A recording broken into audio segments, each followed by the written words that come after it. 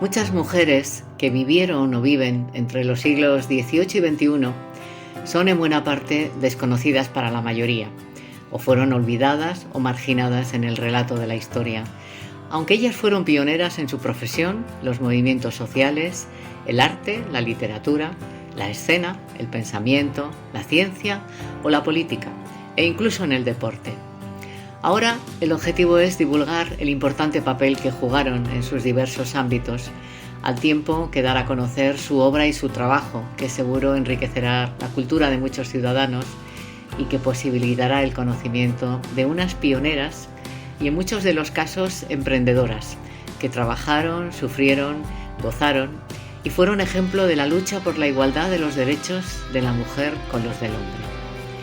Se trata de la historia de 31 mujeres nacidas en Málaga o que tuvieron una estrecha relación con la provincia malagueña, con una proyección en la vida nacional e incluso internacional. La vida de la mayoría de las mujeres retratadas transcurre en épocas en las que era impensable que los más elementales derechos de los que hoy gozan las mujeres pudieran reconocerse en una sociedad nacida al amparo de un patriarcado marcado por el machismo y que todavía, desgraciadamente, se encuentra presente en el acervo cultural de muchos ciudadanos.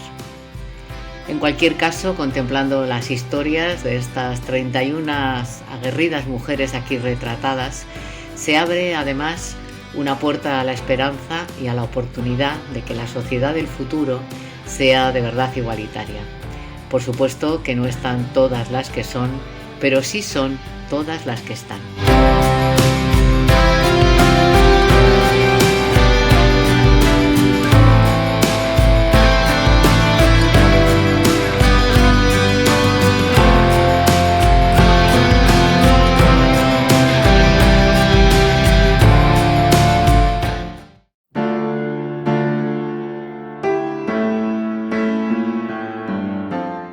Nacida en Macharabiaya, Málaga, en 1769, María Rosa de Gálvez fue una dramaturga que con su teatro trágico revela una considerable vocación feminista que pone de manifiesto la opresión sufrida históricamente por las mujeres en la sociedad patriarcal.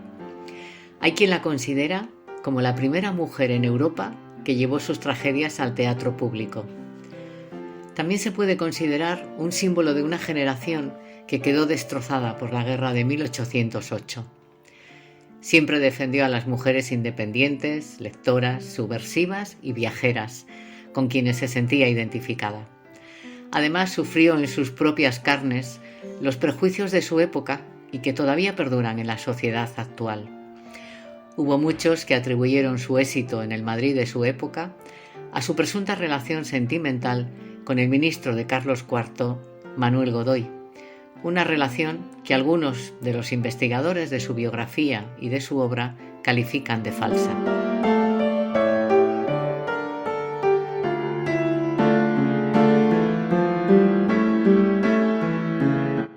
La actriz Rita Luna, que nació accidentalmente en Málaga en 1770, triunfó en los más destacados teatros de la capital de España en los inicios del siglo XVIII y que abandonó repentinamente la escena por causas todavía no esclarecidas.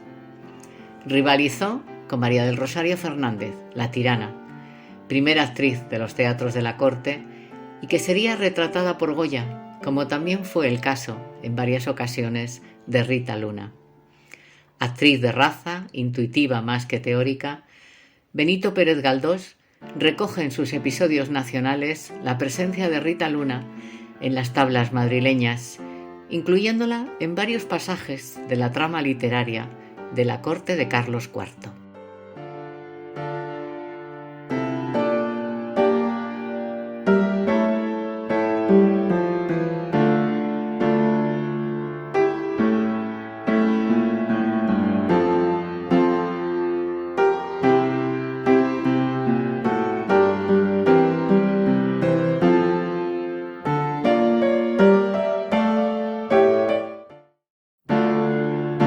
Nacida en Sevilla en 1821, pero residente en Málaga y Madrid, Trinidad Grun fue una benefactora, marcada por las desgracias familiares, que se enfrentó a la reina de España y tuvo que exiliarse en Roma. También fue pionera en el negocio turístico. La conocida como la Cueva de Ardales o de Doña Trinidad Grund, enclavada en Ardales, Málaga, la adquirió en 1860 y la acondicionó para su visita a mediados del siglo XIX como complemento de su balneario, instalado en la vecina Carratraca. Trinidad Grund se adelantó a su tiempo porque la cueva fue la primera cueva turística de España.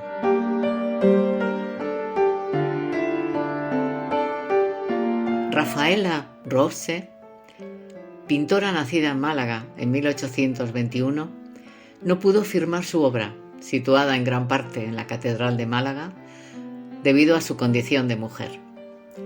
Mientras las mujeres se dejan ver en las paredes de los museos durante los siglos XVIII y XIX, muy pocas son las que firman los lienzos que cuelgan de ellas.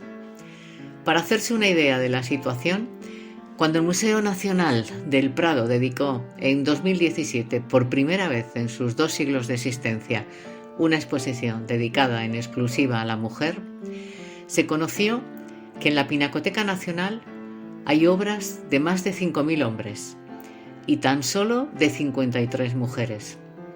De las cerca de 8.000 pinturas catalogadas, expuestas y en los almacenes, solo 4 de mujeres artistas se exhiben.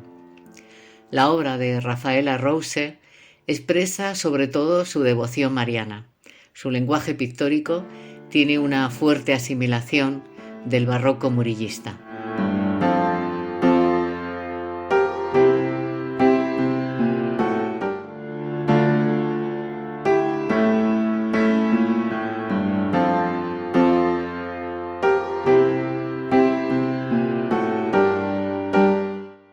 Mecenas, coleccionista, investigadora, filántropa y principalmente una promotora de las artes y la cultura en España, Amalia Heredia Livermore fue una de esas mujeres que marcaron una época. Nacida en Málaga en 1831, transformó su residencia de la finca de la Concepción, en las afueras de Málaga, en el Jardín Botánico de la Concepción, que además sirvió como lugar de reunión de importantes tertulias políticas. También fue la sede de una destacada colección arqueológica. Cuando se instaló en Madrid, su casa fue la sede de frecuentes tertulias políticas a las que acudían lo más selecto de la sociedad de la época, además de políticos conservadores como Cánovas, Silvela y Dato, utilizando la marquesa este espacio de encuentro para intervenir indirectamente en los asuntos públicos. Era lo que llamaríamos hoy una auténtica influencer.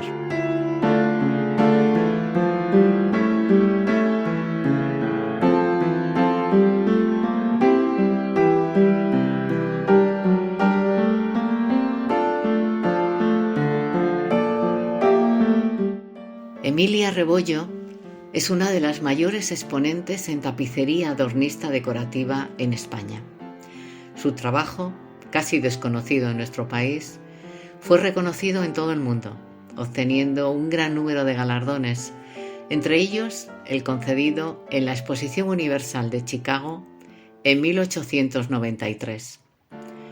Nacida en Málaga en 1841, Rebollo aprende a trabajar con nuevas técnicas decorativas, pero a finales del siglo XIX sufre una deformidad en las manos, sobre todo en la mano izquierda, que queda casi inutilizada, a consecuencia del duro trabajo de llevar años tirando de las cuerdas que tensan los tapizados.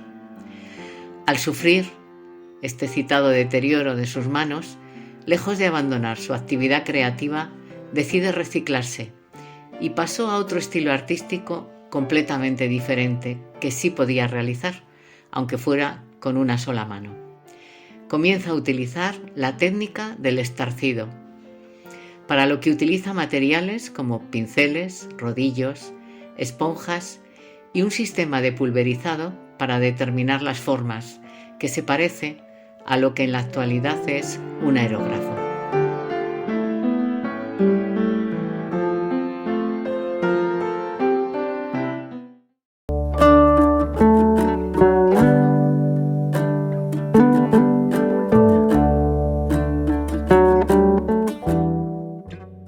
La fotógrafa Sabina Muchar fue una de las primeras profesionales en su gremio. Firmaba como S. Muchar, unas iniciales que, como tantas mujeres de la época que ocuparon oficios y profesiones tradicionalmente masculinas, trataban de esconder su condición de mujer.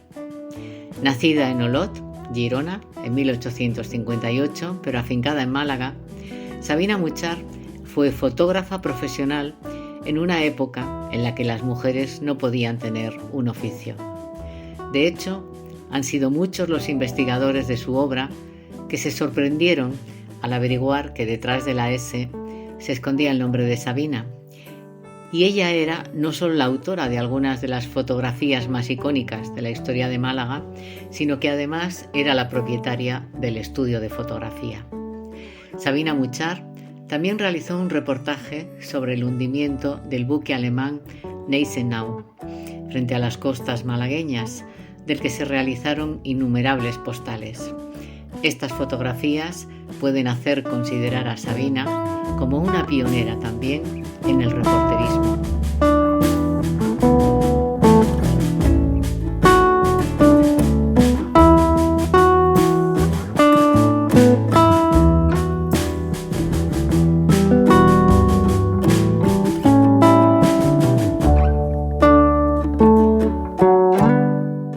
Teresa de Azpiazu fue la primera concejala en el Ayuntamiento de Málaga, una política adelantada a su tiempo que abrió un camino por el que posteriormente han seguido otras muchas mujeres, ya que sumó a su importante labor como educadora su vinculación a la cultura. No quería otra cosa que lograr que la mujer ejerciese una profesión en igualdad de condiciones con los hombres.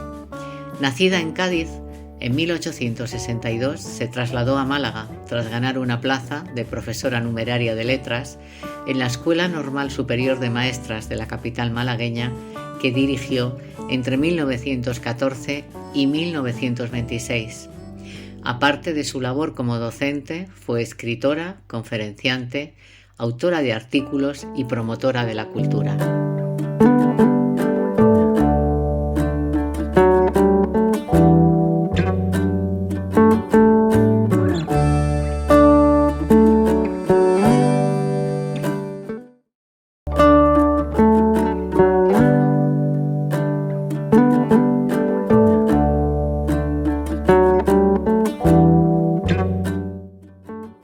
Suceso Luengo de la Figuera es una de las mujeres pioneras en la lucha por la igualdad de derechos, algo que, a pesar de la época en la que vivió, no impidió que su labor como escritora y profesora se reconociera públicamente. Nacida en Bóveda de Toro, Zamora, en 1864, de ideología reformista liberal conservadora, defendió un feminismo de carácter burgués, conservador y moderado, inspirado en las ideas de Concepción Arenal y Emilia Pardo Bazán, por las que sentía gran admiración. En Málaga, a donde llegó después de haber residido en Cuba, compaginó su profesión con una intensa vida pública, que le llevó a participar en instituciones culturales y educativas, mientras que en la Escuela de Magisterio que dirigió, influida por la Institución Libre de Enseñanza, introdujo ideas renovadoras y nuevas técnicas pedagógicas. Fue también colaboradora y redactora de numerosos medios de comunicación. Además de su labor docente y divulgadora, Suceso Luengo impulsó también ideas para el establecimiento de un nuevo modelo femenino y reivindicó el derecho al trabajo de las mujeres solteras de clase media, lo que denominó como feminismo económico.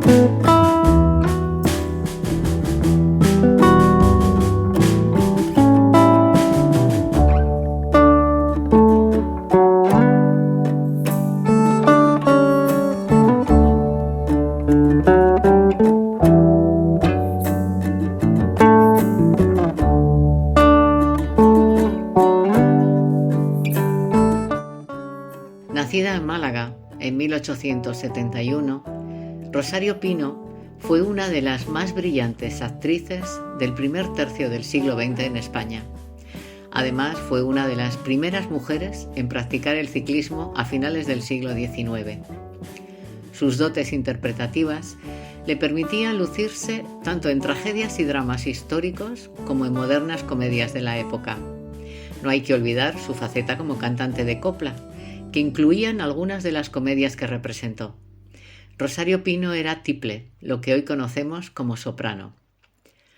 Rosario Pino fue la actriz favorita para representar sus obras de autores como Jacinto Benavente, los hermanos Álvarez Quintero, Benito Pérez Galdós o Azorín.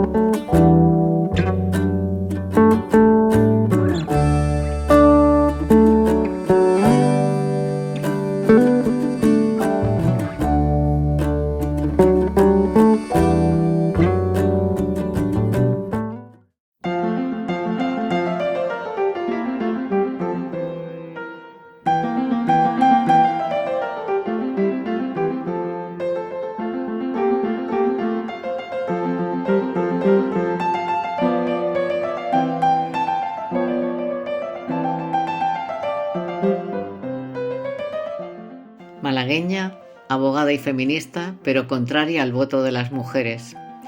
Los prejuicios de su tiempo le obligaron a esconder su relación con otra mujer. Victoria Kent vivió en una época en la que las mujeres apenas tenían intervención en la vida pública española. Fue la primera mujer en darse de alta en el Colegio de Abogados de Madrid, en plena dictadura de Primo de Rivera. Victoria Kent, nacida en Málaga entre 1981 y 1898, no se conoce la fecha exacta de su nacimiento, quizá por coquetería, fue también la primera mujer que ocupó un cargo de importancia durante la Segunda República, directora general de prisiones. Paradójicamente, a pesar de sus convicciones democráticas y feministas, Victoria Kent se opuso a la concesión del derecho de voto a las mujeres, ya que pensaba que lo emplearían en un sentido conservador. Postura que provocó una encendida polémica al respecto con otra representante feminista en las Cortes Republicanas, Clara Campoamor. Ya en el exilio, Victoria Kent sería contratada en 1950 por la ONU para trabajar en Nueva York y abordar el problema de las cárceles de mujeres en el mundo. Volvió momentáneamente a España el 11 de octubre de 1977, tras 38 años en el exilio, haciendo de sus palabras un hecho. Yo no tengo otra pasión que España, pero no regresaré a ella mientras no exista una auténtica libertad de opinión y de asociación.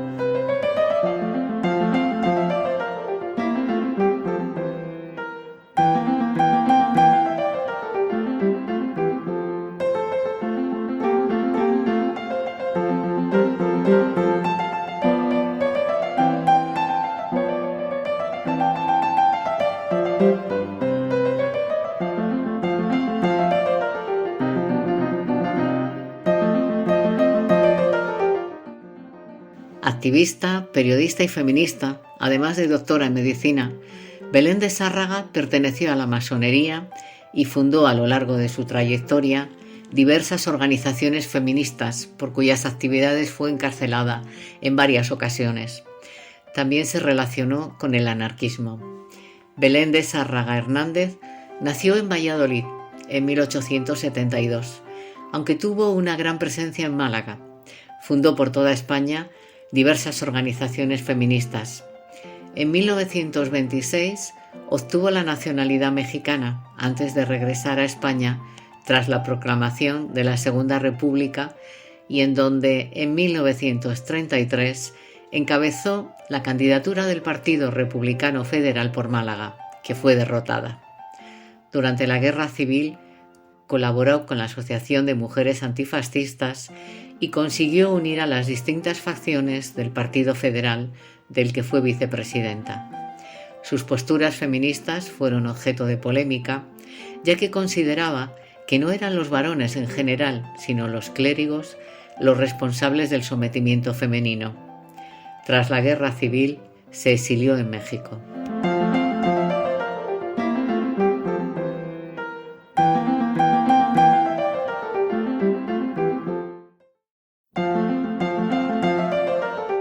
María Espinosa de los Monteros y Díaz de Santiago nació en 1875 en Estepona, Málaga, y en sus viajes por Francia e Inglaterra conoció empresas que incluían a las mujeres y siendo muy joven fue nombrada directora general en España de la célebre empresa de máquinas de escribir Casa Yost. La mecanografía abría un horizonte laboral nuevo. En octubre de 1918 funda uno de los más destacados órganos feministas de España, la Asociación Nacional de Mujeres Españolas, cuyos objetivos estaban dirigidos a mejorar la condición de la mujer y a abogar por sus derechos civiles y políticos. Sus conferencias constituyeron un hito histórico del feminismo español, ya que permitieron vislumbrar algunos de los aspectos más esenciales del denominado feminismo moderado.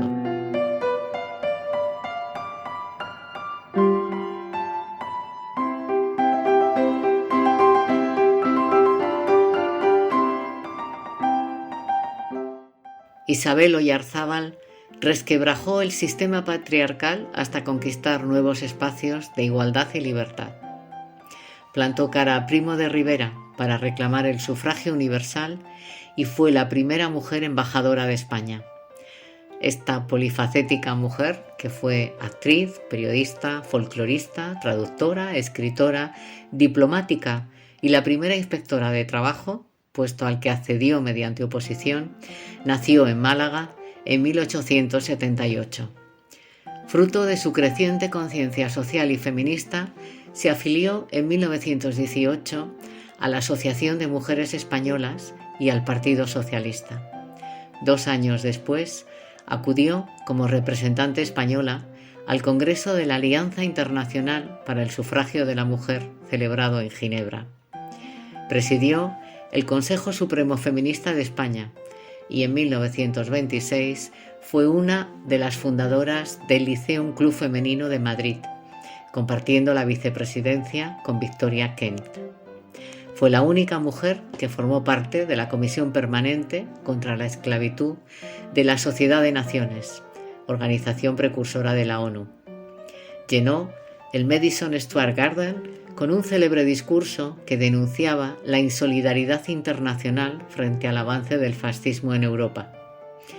Tuvieron que pasar más de 70 años para que su autobiografía fuese editada en España.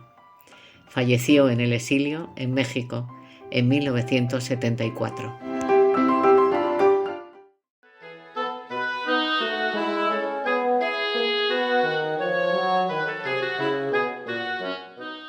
Anita Delgado vivió una historia de cuento. La cupletista malagueña que llegó a ser maharaní de Capurtala y que se aficionó a los libros de viajes y de biografías, también realizó una gran labor humanitaria. Nacida en Málaga en 1890, tras la grave crisis económica de la época, se traslada con su familia a Madrid, en donde su padre firmó un contrato por el que sus hijas, que se bautizaron con el nombre artístico de las hermanas Camelias, se comprometían a realizar una función diaria en calidad de teloneras en la Sala Cursal, a razón de 30 reales por noche.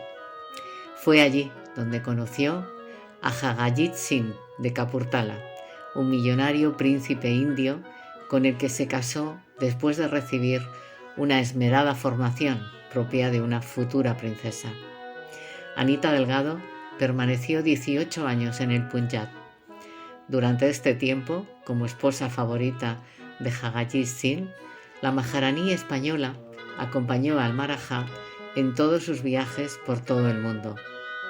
En el año 1925, tras una serie de desavenencias entre la pareja, el Marajá propuso a Anita la firma de un generoso acuerdo de separación matrimonial que le permitió instalarse en París y seguir viviendo con el rango de esmaharaní. Contó su vida en un conocido libro de viajes.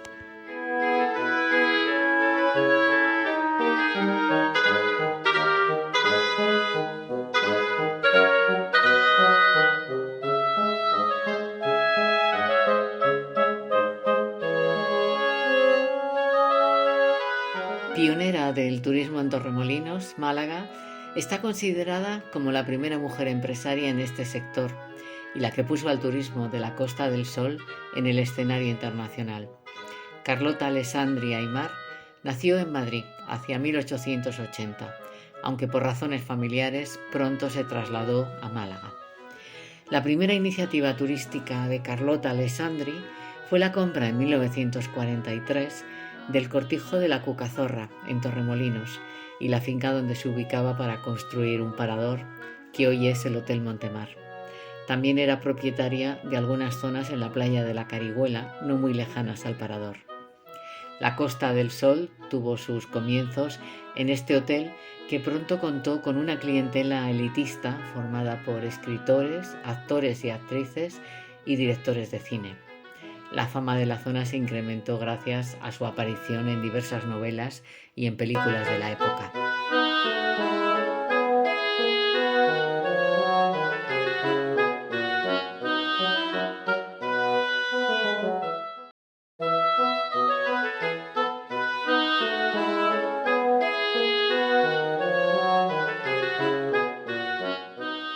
Concepción Lazárraga fue la primera mujer farmacéutica de Málaga. Pasó parte de sus estudios universitarios en la residencia de señoritas que dirigía María de Maeztu en Madrid, institución seguidora del espíritu de la Institución Libre de Enseñanza, que entre sus principios incluía la defensa del derecho de la mujer a acceder a todos los niveles educativos. Concepción Lazárraga Avechuco nació en la localidad guipuzcoana de Oñati en 1892 y llegó a Málaga en 1899, con solo 7 años. Fue una de las primeras mujeres en participar en los intercambios entre los colleges femeninos norteamericanos y la Residencia de Señoritas de Madrid, una formación en el extranjero para la que fue becada por la Junta para la Ampliación de Estudios e Investigaciones Científicas y que le permitió estudiar en la Universidad de Berlín, en la Universidad de Columbia y en el Laboratorio Municipal de Nueva York, en Estados Unidos. Tras su regreso a España, en 1923, se inscribió en el Colegio de Farmacéuticos de Málaga y abrió una oficina de farmacia que además vendía una serie de productos elaborados en el laboratorio de la familia, entre ellos el preparado balsámico Mentocorina.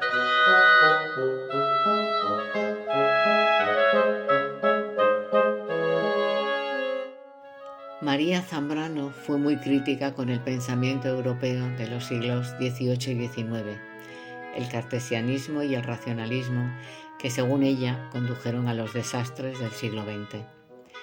Pensaba que los problemas filosóficos no eran solo problemas técnicos, sino más bien misterios o símbolos que era necesario desvelar. Una de sus frases lo dice todo: una cultura depende de la calidad de sus dioses. Nacida en 1904 en Vélez, Málaga, pronto emigró a Jaén y Madrid, donde tras sus años de formación trabajó como profesora en la Universidad de Madrid.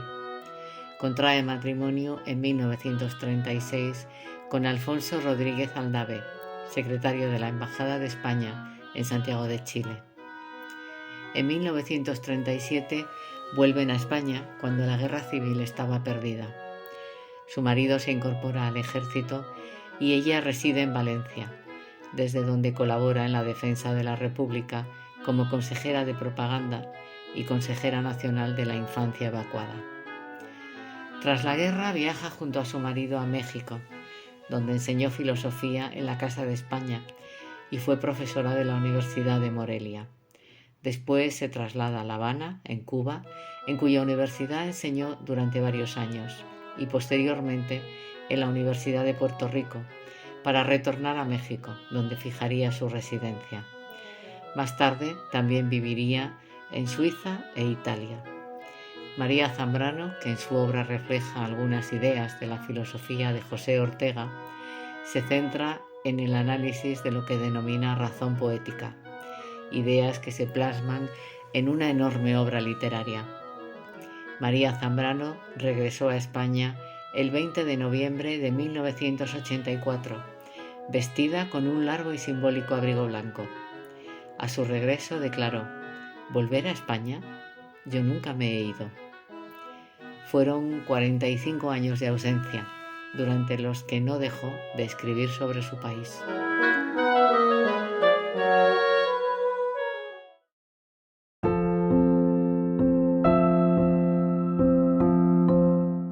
Mari Pepa Estrada, nacida en Málaga en 1905 y madre del escritor y poeta Rafael Pérez Estrada, fue una delicada pintora, y sus cuadros de pintura naif constituyen toda una crónica social de la Málaga de su tiempo. Aunque no es hasta la década de los 60 cuando Mari Pepa Estrada da a conocer su obra al gran público, del que obtuvo un importante reconocimiento y un sinfín de galardones.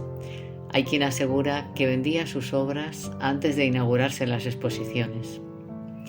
Otra de sus aficiones fue la gastronomía y sus tertulias gastronómicas, que le llevan a publicar en 1983 el libro Comer y callar, salpicado con sabrosas anécdotas. También se dedica al diseño de alta costura, pasando desfiles en el Hotel Miramar de Málaga. Al final de su vida, escribe sus memorias.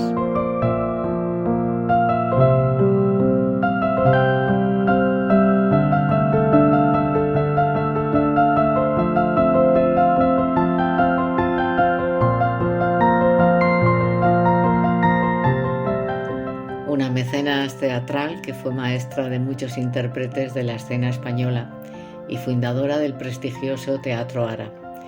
Fue una mujer adelantada a su tiempo. Escritora, investigadora, directora y mecenas teatral, Ángeles Rubio Argüelles Alessandri nació en Málaga en 1906. Contrajo matrimonio con Edgar Neville, reconocido autor teatral y diplomático. En 1928, el matrimonio marchó a Hollywood, atraído por la oportunidad que ofrecía la meca del cine a los artistas españoles para realizar versiones en castellano de las películas americanas, y allí se codeó con las grandes estrellas cinematográficas. Conocieron a Charles Chaplin, con quien tuvieron una gran amistad. En 1930, y ya en Málaga, Ángeles Rubio fundó la compañía de teatro Ara, que representa las siglas de su nombre. Está compuesta por artistas aficionados y fue refundada en 1936 para actuar en los frentes de guerra y hospitales del denominado Bando Nacional.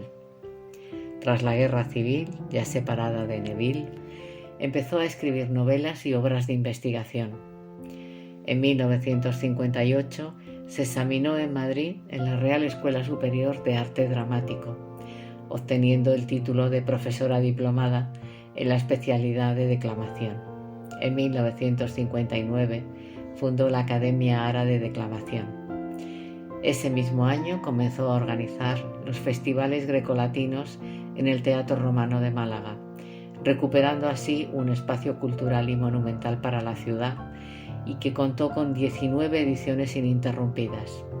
En diciembre de 1962 inauguró el Teatro Ara de su propiedad, donde representó el centro de la vida teatral de la ciudad, pues sus estrenos incluyeron autores clásicos y contemporáneos, así como escenificaciones poéticas de autores nacionales y extranjeros.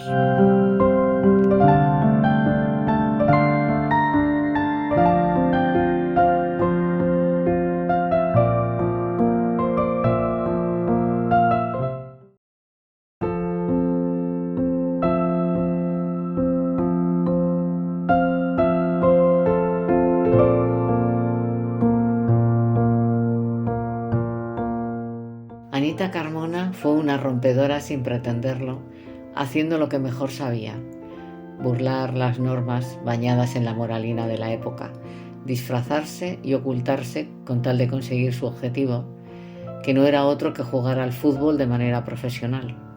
Esta malagueña fue la primera mujer futbolista de España. Anita Carmona nació en 1908 y la historia de Anita, apelativo con el que era conocida, va de la mano de la historia del fútbol femenino de España. Entró en el equipo de fútbol de su barrio como ayudante del masajista y se encargaba también de lavar la equipación. Bajo la dictadura de Primo de Rivera, se prohibió expresamente a las mujeres jugar a la hora de Porterrey y Nita empezó a estar en peligro. Solo jugaba en los partidos fuera de su barrio para no ser descubierta. Tenía que evitar en cada ocasión a los guardias urbanos que vigilaban que la prohibición se cumpliera y muchas veces acabó expulsada y abucheada. Tras las repetidas denuncias, la jugadora recibió varios castigos por alteración del orden público. Incluso le raparon el pelo y fue encarcelada, lo que suponía una violencia recurrente contra las mujeres que llevaban a cabo determinadas acciones en la época. También sufrió arresto domiciliario.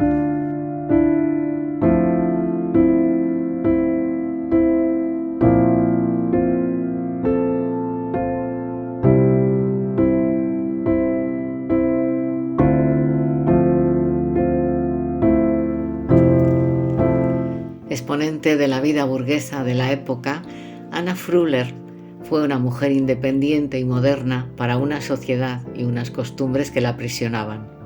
Es más conocida por su relación con el poeta de la llamada generación del 27, José María Hinojosa.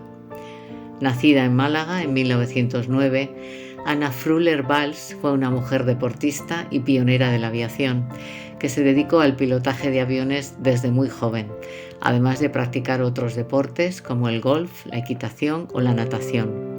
También fue empresaria.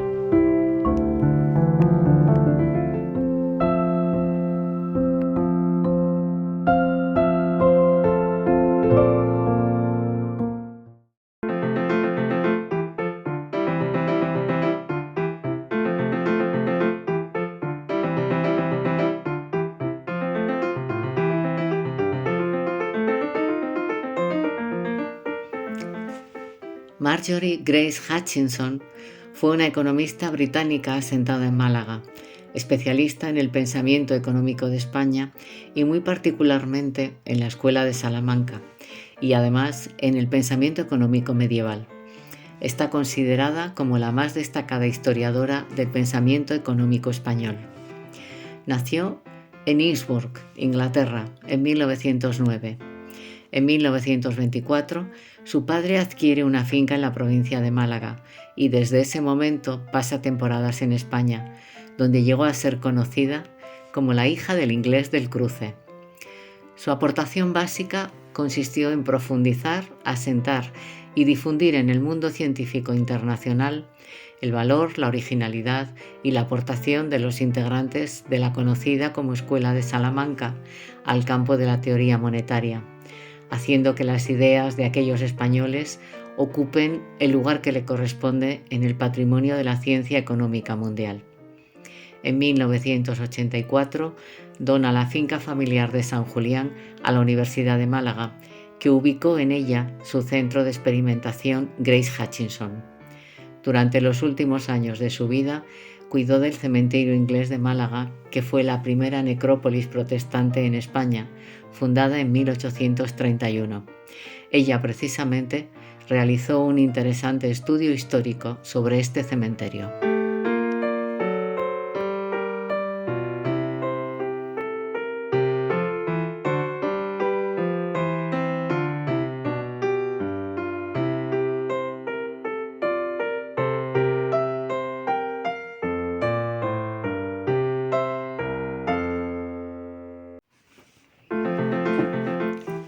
La afiliación de Mercedes Formica durante su juventud a la Falange hizo olvidar a una excelente escritora.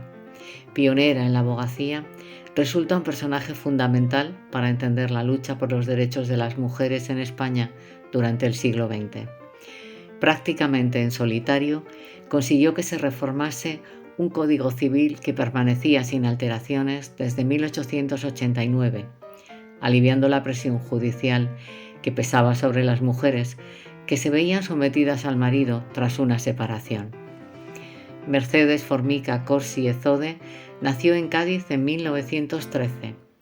En el año 1933 se traslada a Málaga, en donde vivió el estallido de la Guerra Civil que complicó su permanencia en la zona republicana, por lo que en 1937 escapó desde Málaga a Sevilla vía Tánger. Fue entonces cuando percibió la brutalidad del conflicto en ambos bandos y tras el asesinato de José Antonio comenzó a ver la necesidad de disolver el partido en previsión de una utilización del mismo con fines contrarios a los de su creación. Merece especial atención su novela Monte de Sancha, ambientada en la Málaga de la Guerra Civil que Formica sufrió en sus propias carnes y sobre la que algunos críticos aseguran que no reivindicó una determinada ideología política con rotundidad debido al proceso de evolución que sufrió su propia ideología durante los años de la contienda, desde una militancia ferviente en Falange hasta llegar a sentirse incómoda en el franquismo, un tema, el de la Guerra Civil, que volvería a abordar en sus memorias. En 1952 inició su colaboración en el diario ABC y el 7 de noviembre de 1953 publicó el artículo titulado El domicilio conyugal, en el que denunciaba la discriminación por razón de sexo existente en la legislación española. El artículo desató una campaña a favor de una revisión jurídica que se concretó en una reforma del Código Civil y que daba un paso importante hacia la equiparación de los sexos y abría el camino a futuras reformas en el franquismo.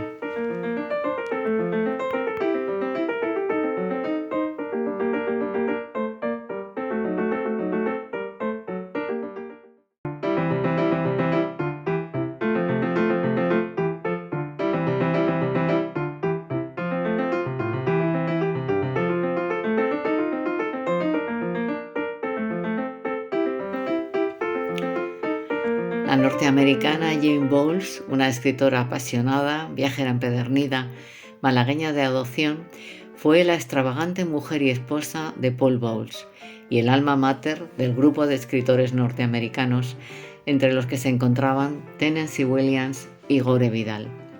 Nacida en Nueva York en 1917, Jane Sawyer, ese era su nombre de soltera, tiene una obra difícil de resumir en pocas palabras.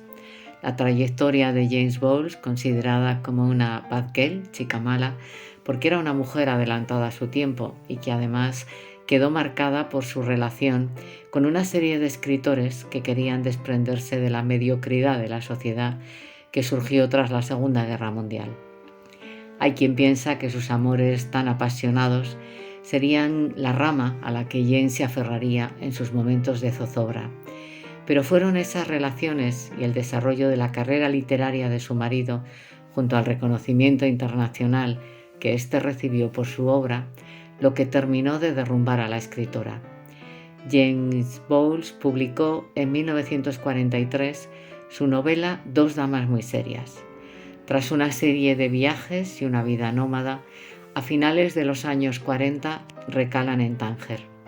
El protectorado español en Marruecos se había convertido en el centro de referencia de los escritores de aquella época dorada. En Málaga, Jane había sido atendida de su deteriorado estado de salud. Estuvo internada en la Clínica del Reposo de Los Ángeles, donde le diagnosticaron una psicosis maníaco-depresiva y recibió un tratamiento de shock. Recordemos que la novela semiautobiográfica de Paul Bowles, El cielo protector, llevada a la gran pantalla por Bernardo Bertolucci, está basada en la vida de Paul y Jane Bowles.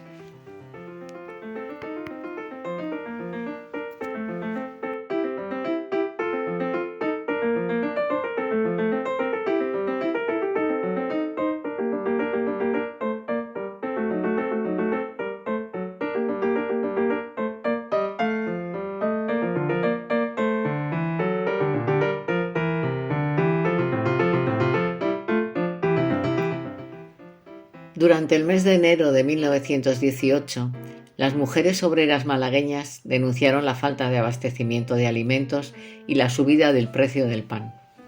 Se organizaron ante el poder municipal y la oligarquía local y convocaron una huelga en la ciudad hasta conseguir su objetivo, que dieron paso a 12 días de revueltas.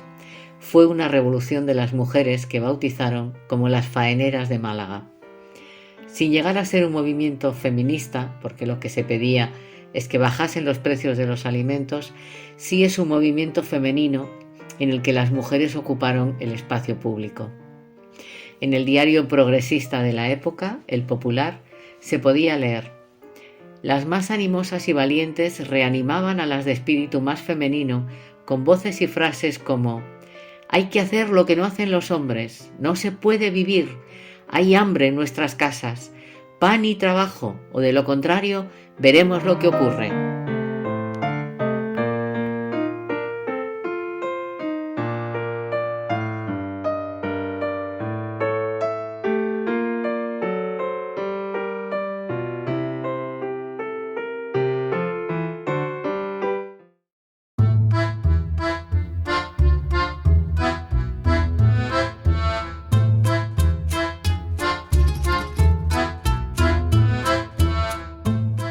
Nacida en Málaga en 1931, María Victoria Atencia es una poeta perteneciente a la llamada generación del 50, más por edad que por su obra, que está dotada de un elevado sentido estético, una comunión entre clasicismo y modernidad.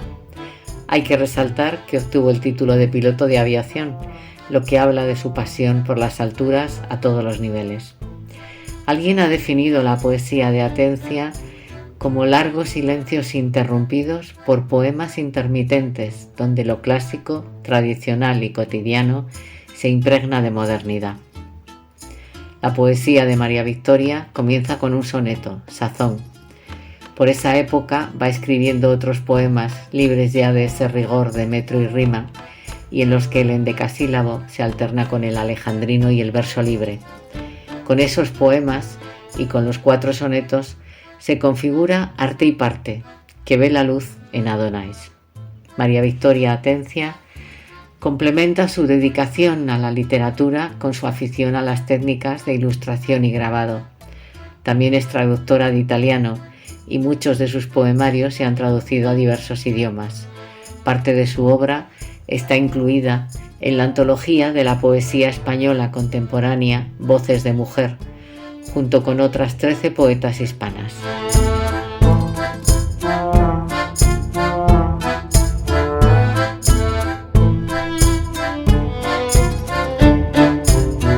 Rondando los 60, a punto de jubilarse, y en su mayoría solteras, un grupo de amigas del malagueño barrio de La Victoria se juntaron con el objetivo de envejecer juntas en comunidad, cómodamente pero sin perder su independencia. Así nació el primer cohousing de España y uno de los primeros de Europa, una idea que sigue siendo revolucionaria. Aurora Moreno, nacida en Málaga en 1934 y maestra de profesión, fue la mujer a la que cuando tenía 30 años se le ocurrió la idea de buscar una fórmula para envejecer en comunidad. Surgió en su cabeza este proyecto de impulsar una residencia donde cada persona tuviera su propio apartamento, pero a la vez disfrutara de zonas comunes. El siguiente paso fue ir convenciendo a amigas y conocidos para que se sumaran a la iniciativa. El proyecto se gestionó en forma de cooperativa, que a propósito llamaron Los Milagros, y el modelo se ha convertido en referente para más de medio mundo. 76 apartamentos propios de 50 metros cuadrados y terrazas con vistas espectaculares componen el complejo residencial Santa Clara, enclavado en los montes de Málaga, a menos de 3 kilómetros de la capital.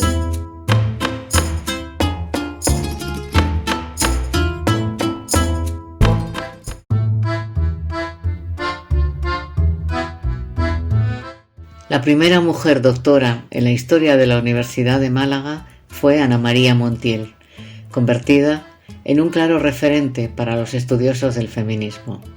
Ana María Montiel Torres, nacida en 1944, se convierte en 1976 con su tesis Indicadores sociales del sistema educativo español, una aplicación del modelo de Cambridge, en la primera mujer con grado de doctora en la Universidad de Málaga. En julio de 2014, la Universidad malagueña rinde homenaje a esta ilustre profesora con la publicación del libro Voces consonantes feministas desde las humanidades, las ciencias sociales y experimentales, homenaje a la profesora Ana María Montiel Torres.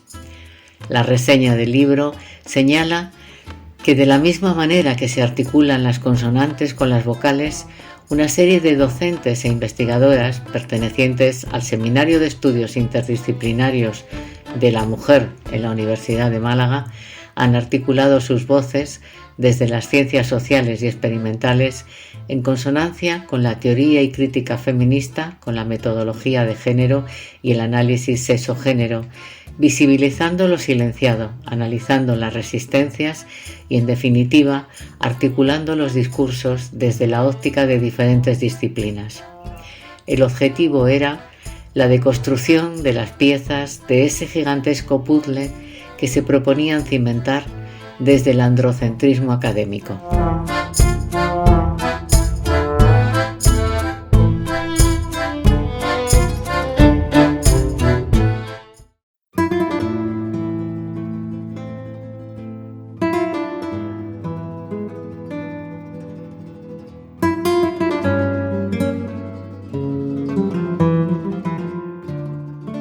De niña prodigio a cantante y actriz que supo retirarse a tiempo y demostrar que cuando se quiere se puede vivir acorde con tus ideas. Todo un símbolo en la España franquista y posteriormente un mito a partir de la transición democrática. Josefa Flores González, Pepa Flores, nació en Málaga en 1948. En 1959 fue descubierta por el productor Manuel Goyanes en un viaje a Madrid con su grupo de coros y danza. En ese momento empezó una carrera rutilante que pasó por diversas etapas. En 1975 participó en la primera huelga de actores españoles que reivindicaba la reducción de la jornada laboral para los intérpretes teatrales. Un año después posó desnuda para la revista Interview, lo que causó un gran revuelo y, en cierta manera, representó una ruptura definitiva con su pasado de estrella infantil. Pepa Flores fue militante del Partido Comunista de España y posteriormente del Partido Comunista de los Pueblos de España. Como tal, se caracterizó por su defensa pública de los ideales marxistas, su participación en las movilizaciones contra la OTAN y su solidaridad con la Revolución cubana. Al divorciarse de su segundo marido, el bailarín Antonio Gades, en 1986, y cuyo matrimonio fue apadrinado por Fidel Castro, se desvinculó de cualquier actividad política. Desde 1985 está retirada de la vida pública. En 2020 recibió el Premio Goya de Honor de la Academia de Cine Español, un galardón que no acudió a recoger.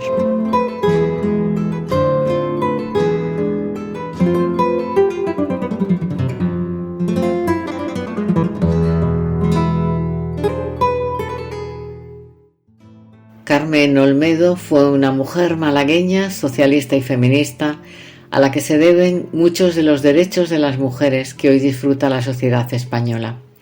Los que la conocieron saben de su carácter afable, decidido y combativo. Nacida en Málaga en 1949, Carmen Olmedo Checa trabajó como funcionaria de la Diputación Provincial de Málaga y ya entonces se entregó a la lucha por los derechos de las mujeres, una lucha que la llevó a su militancia en el Partido Socialista. Fue de las precursoras y promotoras de los Centros Asesores de la Mujer. Como directora del Instituto Nacional de la Mujer, Olmedo fortaleció el movimiento asociativo de las mujeres andaluzas, especialmente en el ámbito rural. Apostó por mejorar la formación ante el reto de favorecer el acceso de la mujer al empleo. Hizo de la lucha contra la erradicación de la violencia de género uno de sus principales caballos de batalla y apostó por la coeducación como camino para erradicarla. Fue la impulsora de muchas de las políticas de igualdad que la Junta de Andalucía desarrolló con posterioridad. Logró, junto a otras mujeres socialistas, que el PSOE tomase partido en la lucha contra la violencia de género, situándola en el ámbito público, cuando hasta entonces era considerado un problema de la esfera privada. Consiguió aprobar un primer plan contra la violencia de género y su posterior protocolo de coordinación con diversas actuaciones de protección integral a las víctimas, entre ellas la creación de la Red Integral de Atención y Acogida a Víctimas, un modelo de gestión que sirvió para la posterior elaboración en 2004 de la Ley Estatal contra la Violencia de Género. Como diputada por el Grupo Socialista por Málaga en el Congreso, en la 7ª legislatura, trabajó para eliminar el IVA de los productos de higiene femeninos imprescindibles, por considerarlos básicos para la salud y la protección de las mujeres. Y lo hizo con la misma determinación con la que peleó durante toda su vida, convencida de la necesidad de hacer justicia y reconocer la autoridad de las mujeres.